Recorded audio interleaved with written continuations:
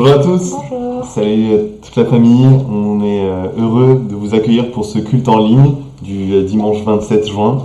Et on a vraiment hâte de vous revoir, Margot et moi. Ouais, Vous nous manquez énormément, ça c'est c'est sûr. clair. Ça fait presque 1 an et demi qu'on s'est pas vu, juste toute l'assemblée ensemble et c'est juste trop triste. On est trop pressés de tous vous revoir.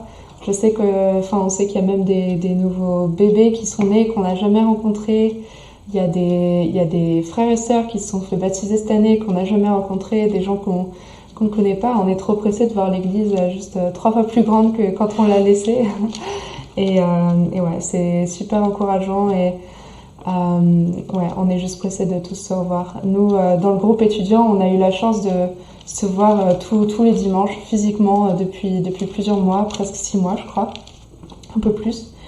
Et c'est juste, ça change tout. C'est tellement mieux. On est tellement plus facilement encouragés par les uns les autres, plus facilement proches dans nos amitiés et ça aide beaucoup. Et ça nous avait beaucoup manqué. Et dans le groupe étudiant, il y a eu beaucoup de choses que Dieu il a fait dans notre groupe, des miracles. Et on a eu, dans les 6 derniers mois, il y a eu les baptêmes de Cindy, Elodie et puis Thomas Courdubois. Et c'est juste fou de voir tout ce que Dieu il fait malgré le contexte qui est pas le plus facile, mais Dieu il agit puissamment quoi. Mm. Et puis oui, ces mois-ci, on a aussi eu les Américains, des stagiaires américains qui sont venus presque tout le mois pour nous aider à évangéliser Paris. Et donc ils ont fait beaucoup d'études sur la Bible et des discussions. Et je crois que ça a apporté beaucoup de fruits. Et sur une touche plus personnelle, il y a aussi, vous avez dû voir peut-être sur la newsletter passer que l'église va embaucher 2 personnes à plein temps pour aider pour le ministère étudiant, aussi un peu pour les ados.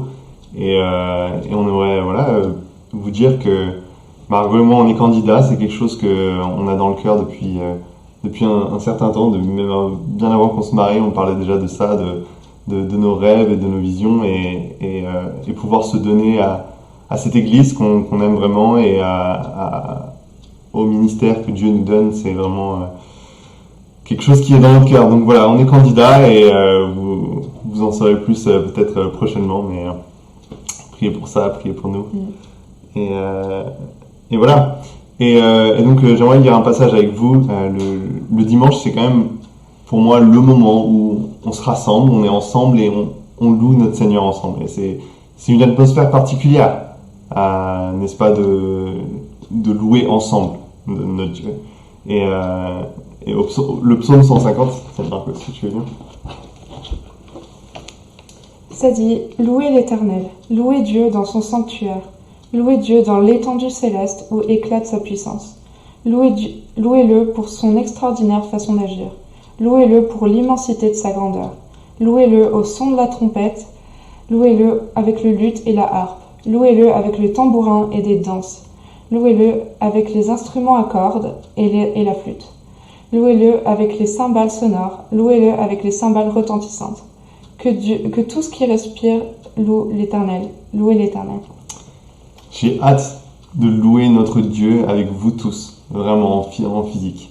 Mais en attendant, on est en ligne et je pense que ce que je nous encourage à faire, c'est de rendre notre maison une maison d'adoration et que voilà, partout où on est, peu importe là où on est, qu'on puisse sentir cette atmosphère et que ça soit qu'on soit en famille ou en petit groupe, qu'on puisse créer cette atmosphère d'adoration et le louer comme il le mérite. Voilà, on vous aime, on espère vous voir bientôt. On a dit 5 fois, mais voilà. Et à bientôt. À bientôt, bon culte.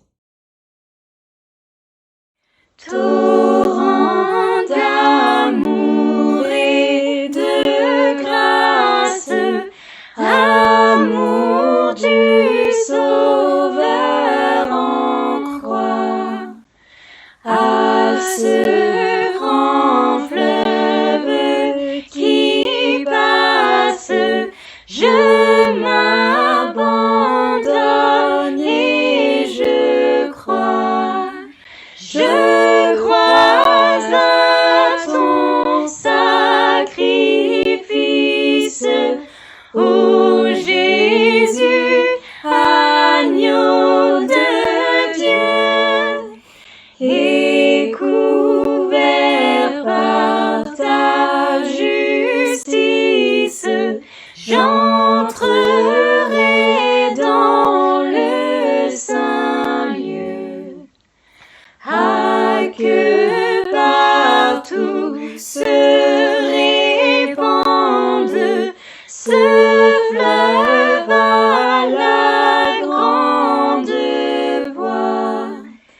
que tout l'univers entende l'appel qui vient de la croix.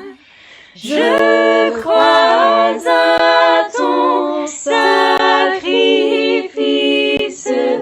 ô Jésus, agneau de Dieu, et couvert par ta justice, j'entrerai dans le saint lieu.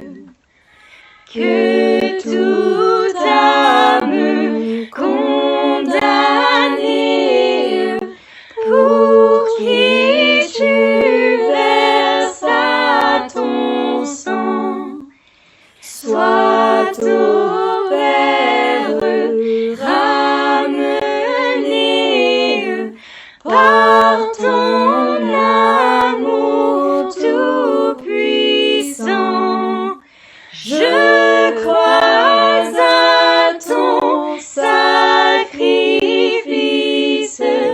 ô Jésus, agneau de Dieu, et couvert par ta justice, j'entrerai dans le saint lieu. Je crois à ton sacrifice, ô Jésus, agneau de Dieu, et couvert par ta justice, j'entrerai dans le saint lieu.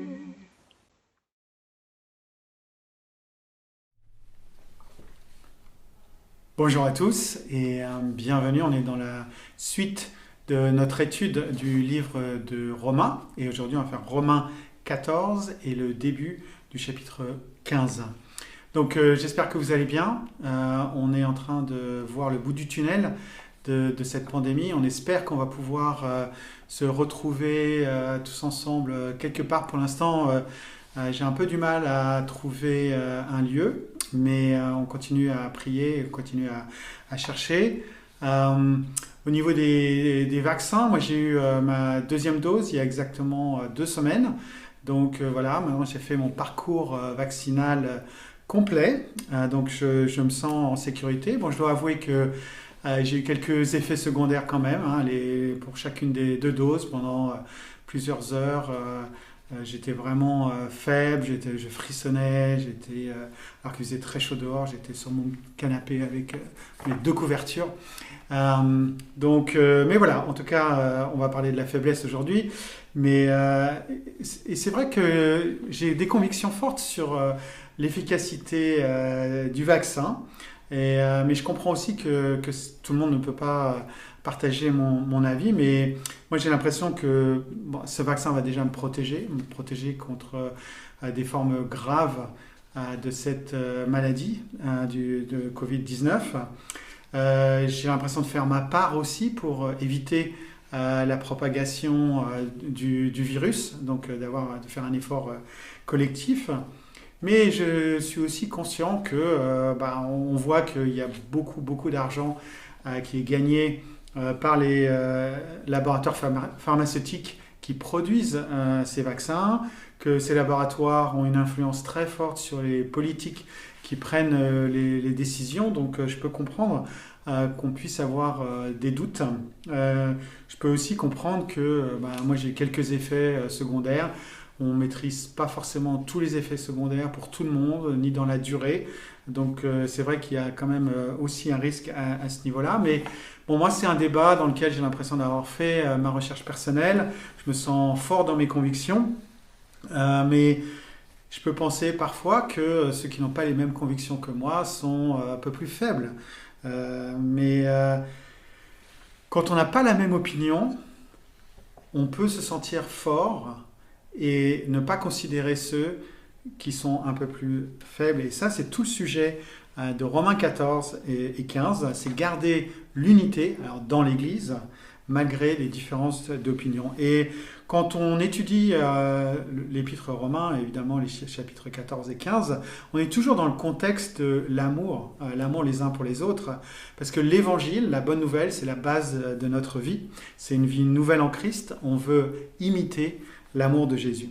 Notre but, c'est de garder l'unité dans l'Église, mais en gardant aussi notre liberté pour des choses qui sont non essentielles. Donc la première partie, dont je vais parler, ce sont les forts et les faibles dans l'Église. En Romains 14, dès le verset 1, il dit « Accueillez la personne qui est faible dans la foi sans critiquer ses opinions. » Il y a des personnes faibles dans la foi, mais il y a aussi des personnes fortes, puisqu'en Romains 15, dès le premier verset, il dit « Nous qui sommes forts ». Donc il y a des faibles et il y a des forts.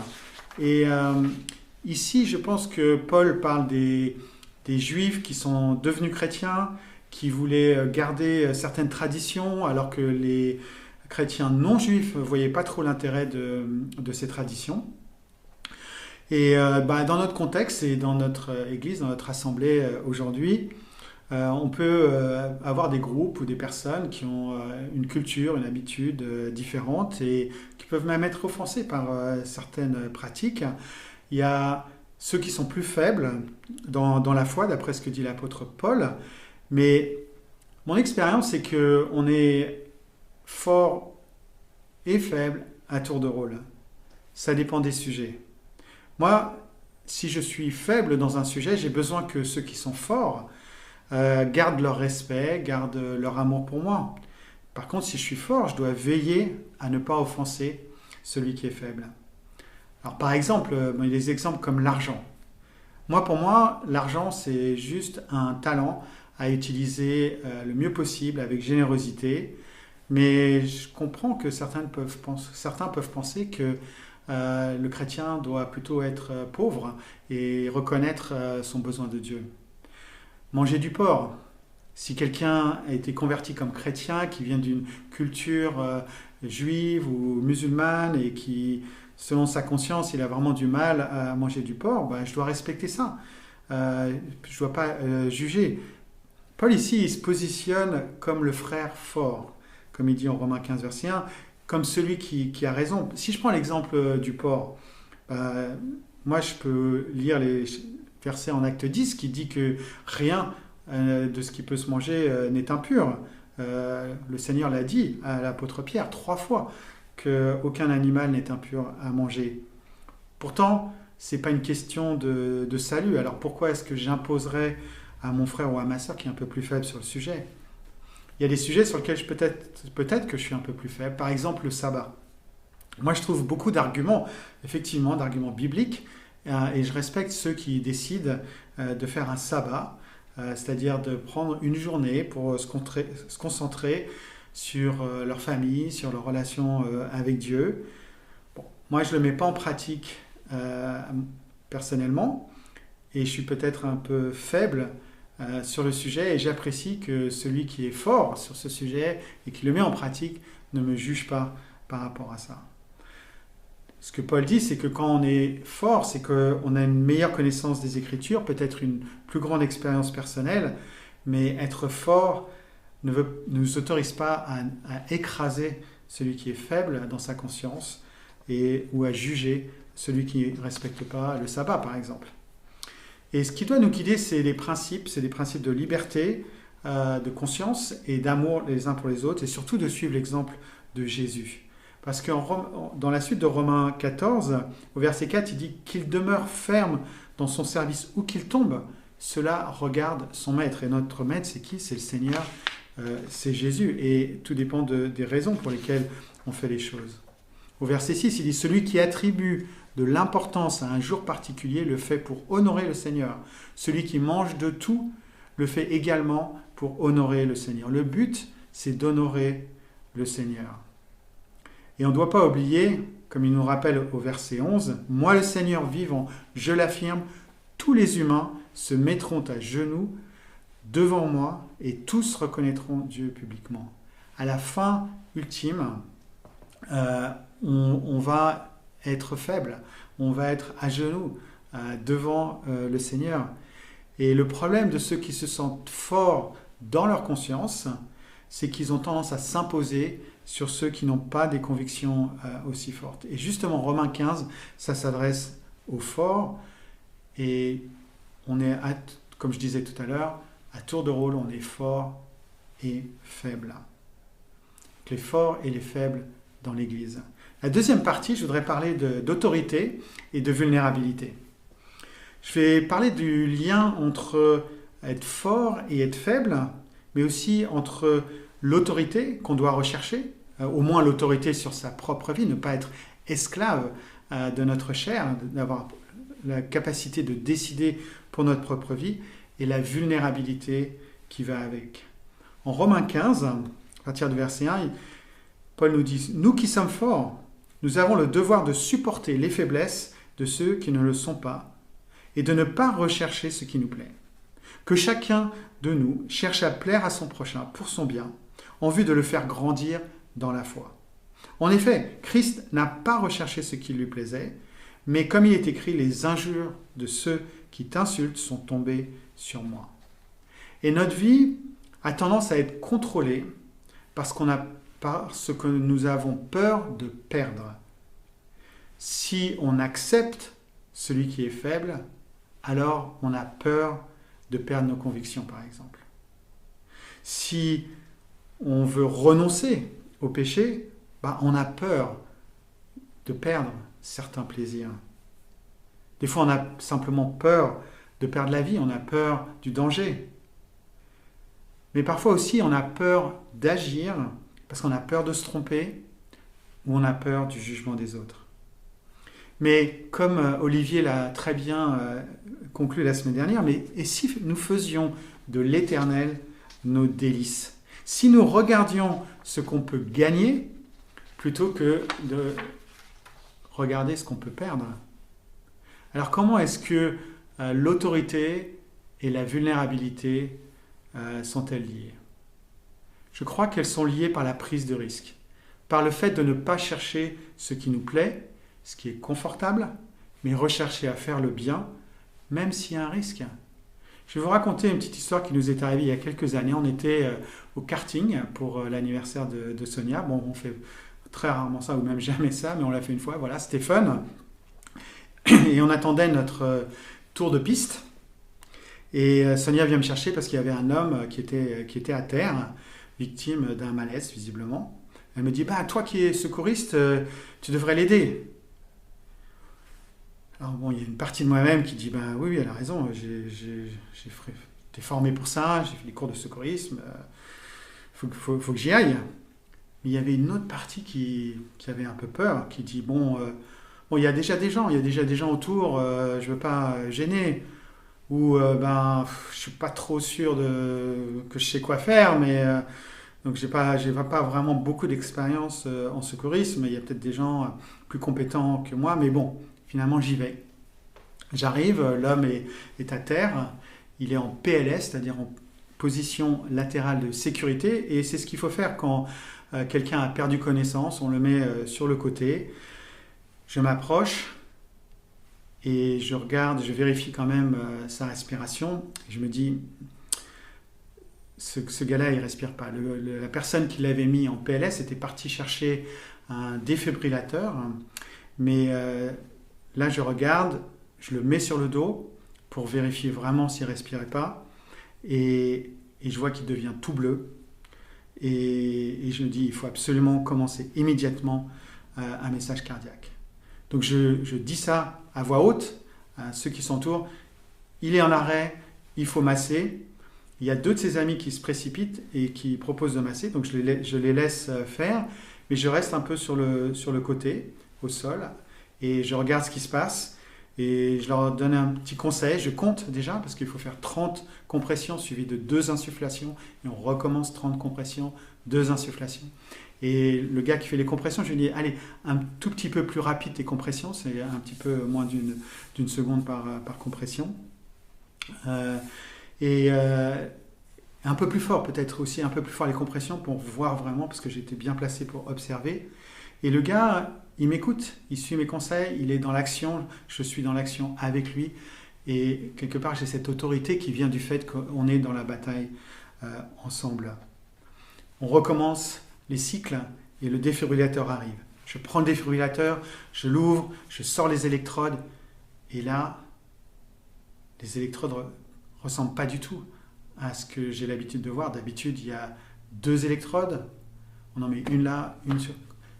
Et là, il y avait une grande électrode qu'il fallait mettre sur tout le torse, avec une espèce de cible au milieu pour le massage. Enfin bon, c'était pas du tout ce que j'avais l'habitude. Donc je reste là pendant ce qui m'a semblé très long, des secondes sans doute, mais quand même très long parce que je savais pas quoi faire. Je suis un peu bloqué. Il y a une personne qui arrive, qui prend les électrodes, qui enlève l'autocollant, qui les fixe sur la victime.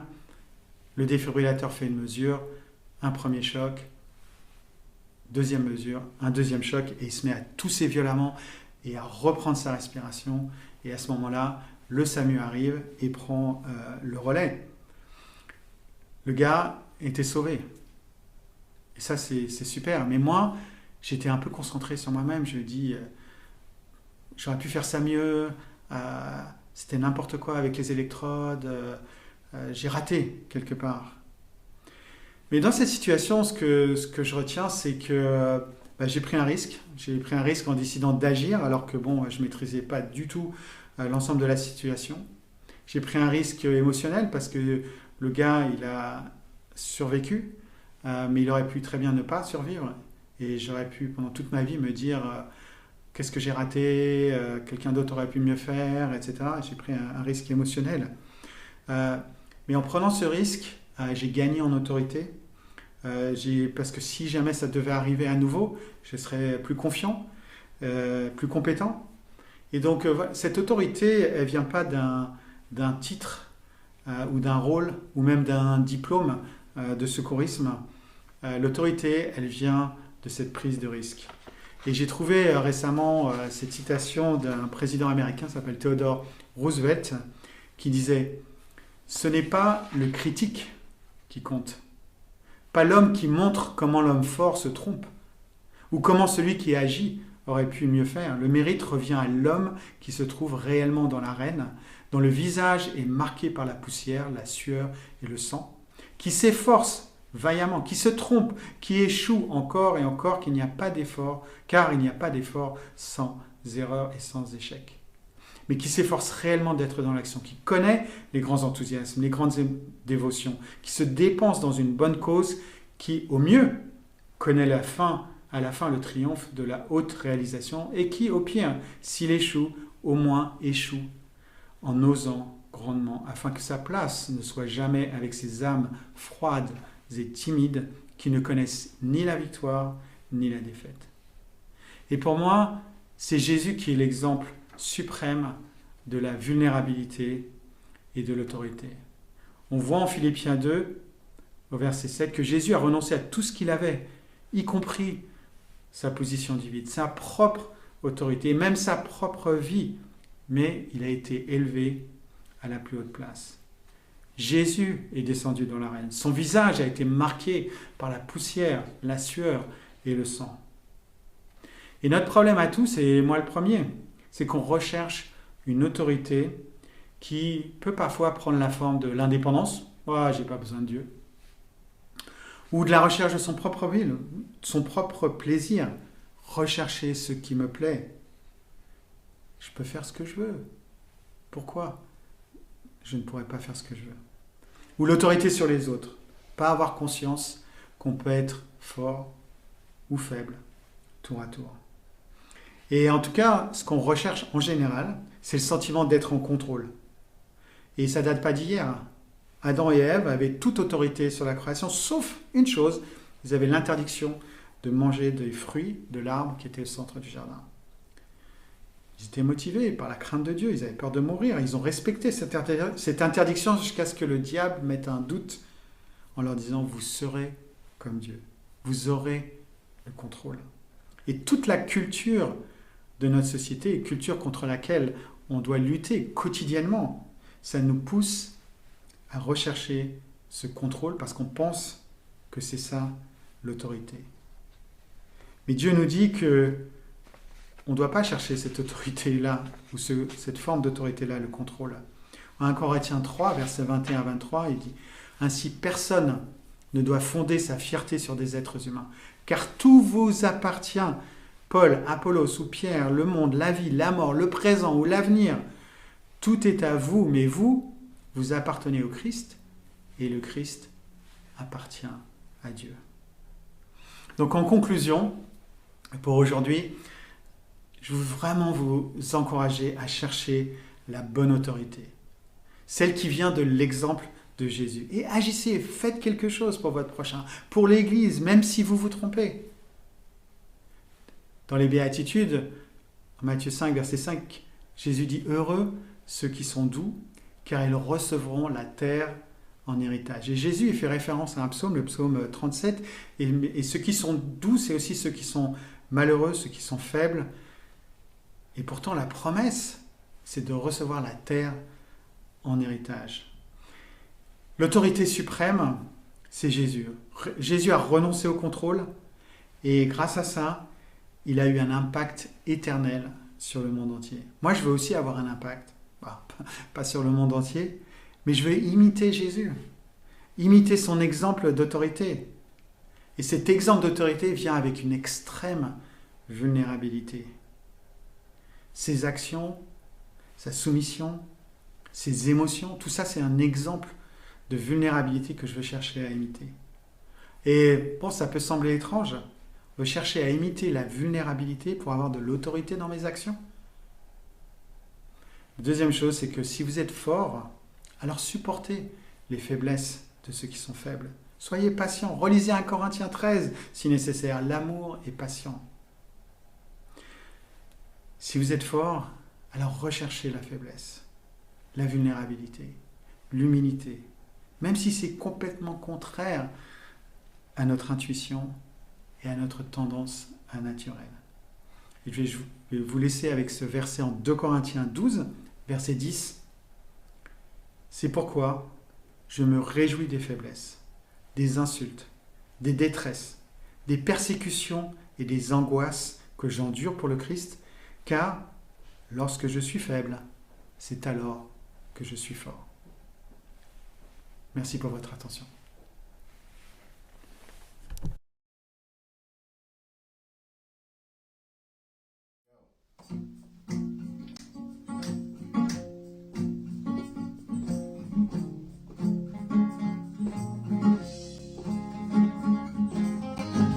Letting go of every single dream, I'll lay each one down at your feet.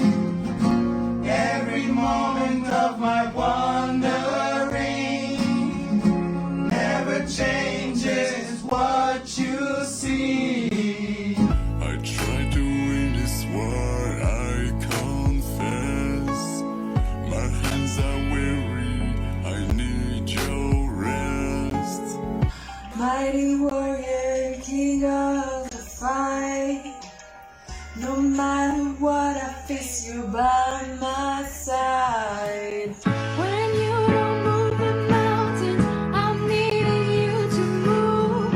When you don't part the waters, I wish I could walk through. When you don't give the answers as I cry out to you, I will trust, I will trust, I will trust in you.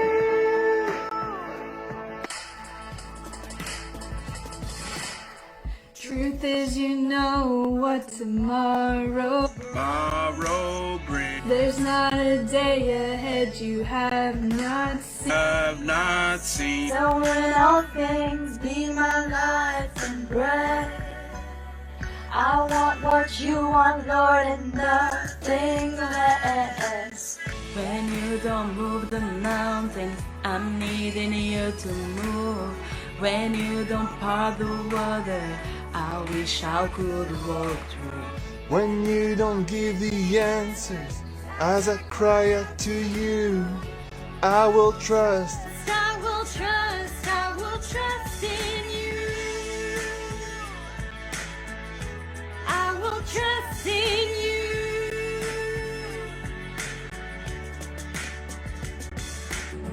You are my strength and comfort.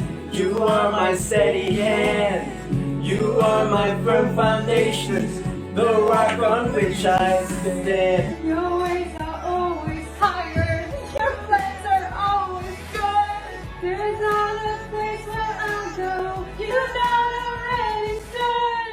When you don't move the mountains, I'm needing you to move. When you don't part the waters, I wish I could have won. When you don't give the answers, as I cry out to you, I will trust, I will trust, I will trust in you. I will trust in you. I will trust in you. I will trust in you.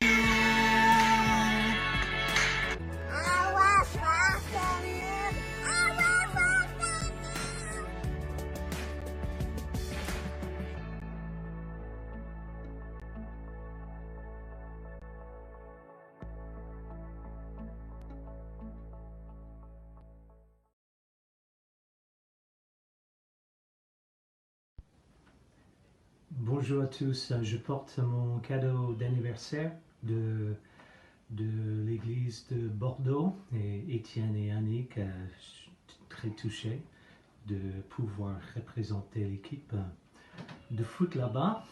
Et en ce moment, je voulais juste prendre quelques minutes de faire une annonce de la part de Carole et moi-même.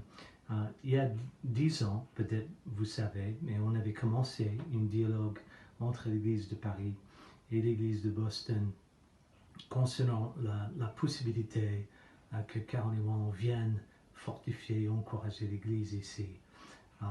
Et si vous connaissez ce passage en 1 Thessaloniciens chapitre 3 du verset 8 et 10, je pense ce passage exprime véritablement ce que Carole et moi ressent envers l'Église ici à Paris. Et on remercie Dieu jour et nuit pour toute la joie que l'Église ici, l'Église de Paris nous a donnée tout au long de ces dernières années. On est venu il y a 10 ans à peu près avec l'espoir de compléter ce qui manquait à votre foi. Dieu a été à l'œuvre tout au long de ces années en œuvrant ensemble en tant qu'Église, de continuer à faire du progrès ensemble. Dieu a fait tellement plus qu'on aurait imaginé parmi nous dans l'Église ici. On a pu voir des anciens nommés ici il y a quelques années et rétablir une direction unie dans l'Assemblée. Ça, c'était une grande victoire pour toute l'Église, de voir autant d'enfants élevés dans l'Église à devenir disciples de Jésus, ce qui est le rêve de tous les parents. On a vu et eu la joie de voir plus de 50 frères et sœurs revenir à l'Assemblée et être réconciliés avec l'Église, mais aussi avec Dieu pour certains. On a vu les ministères d'étudiants, étudiants grandir jusqu'à aujourd'hui, qui dépassent 50 étudiants dans notre ministère étudiant. On va voir ensemble plus de 125 personnes baptisées en Christ de tout âge. Nos entourages de relations divinement déterminées par Dieu et d'avoir cette foi et croire que Dieu est à l'œuvre parmi les relations les plus proches. On a vu autant de personnes répondre à l'Évangile. On a vu un couple très dynamique et dévoué, assumer la responsabilité de fortifier et former cette prochaine génération parmi les étudiants, Tom et Courtney. On voit le rôle que Paris a joué dans l'établissement de notre école de mission, ESSOM. On a eu l'occasion de voir la foi ensemble, d'envisager d'implantation d'une église en France, une nouvelle ère, pas juste la multiplication des disciples et des dirigeants, mais maintenant des églises en France, ce qui est un rêve parmi nous et de beaucoup d'entre nous. Bref, On est tellement fiers de l'Église ici à Paris. On a beaucoup de confiance en vous et on continue à bâtir l'Église ensemble. Paul, il a dit en 2 Corinthiens chapitre 11, en tant que missionnaire, ce qu'il ressentait, et c'était ceci, et sans parler du reste, il y a ma préoccupation quotidienne, le souci que j'ai de toutes les églises. Et je pense que c'est ce qu'on a pu vivre ici à Paris, on désire que cette même expérience se propage, avance vers les autres églises en Europe de l'Ouest. Et Carl et moi avons commencé une conversation avec le groupe des anciens de faire une transition regardant notre rôle et notre responsabilité à Paris.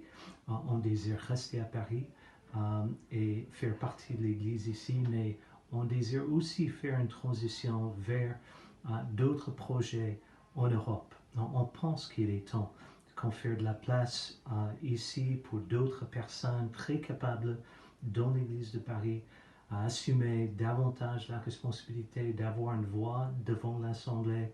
Les disciples mûrs et dévoués. On pense aussi qu'il est temps de faire un pas vers une autre phase de notre vie, la phase de sage, si vous voulez, de faire passer notre expérience de 35 ans de direction dans l'Église aux autres groupes de direction en Europe. On désire voir ça aussi. On désire en quoi il est temps de faire des efforts de compléter la foi et assister d'autres assemblées, de faire du progrès comme Paris a pu expérimenter.